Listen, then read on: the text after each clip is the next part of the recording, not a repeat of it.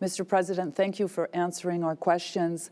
You have been a very, very strong supporter of GESDA from the beginning, since it was created in 2019, but you are also an embodiment of GESDA because you are both a scientist and a diplomat.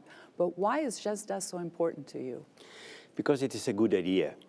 And this idea has the potential to solve many problems that are coming up in the next years. Putting the excellent scientific world of Switzerland together with the excellent diplomatic world of Switzerland together in the international Geneva, the result is a platform of discussion, a network of exchanging who aims at anticipating the challenges posed by new technologies in the years to come, in 5, 10, 25 years.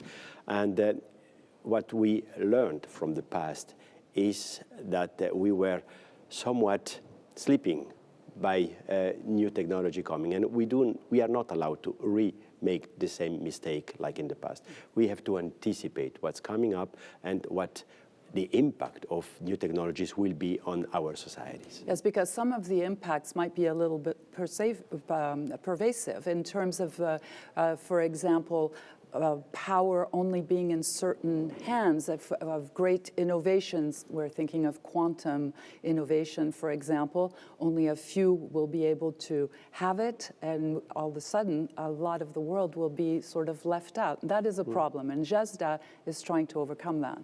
Exactly. Look at the past. We now have in the world 4 or 5 IT giants organization, and this has not been anticipated. We had concentrated so much power in these few companies that are very powerful and are influencing all over the world.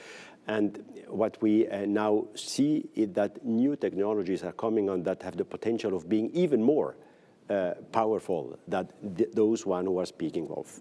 And again, we have to anticipate this development and to avoid that this knowledge can be concentrated in just few hands, independently of which hands it will be. But of course, we are very much afraid if the hands of where this power will be concentrated are not democratic and are not rule-based. Mm-hmm. One of the goals of, many goals of GESDA are extremely ambitious, such as inclusiveness, what we just talked about, but also open platforms, and also the right, the human right to science, which is extremely important. Why are you so optimistic that GESDA is going to be able to achieve these ambitious goals? Again, because it is a good idea, and I believe in this idea. But of course, if you don't believe in any ideas, you won't never be successful in your life.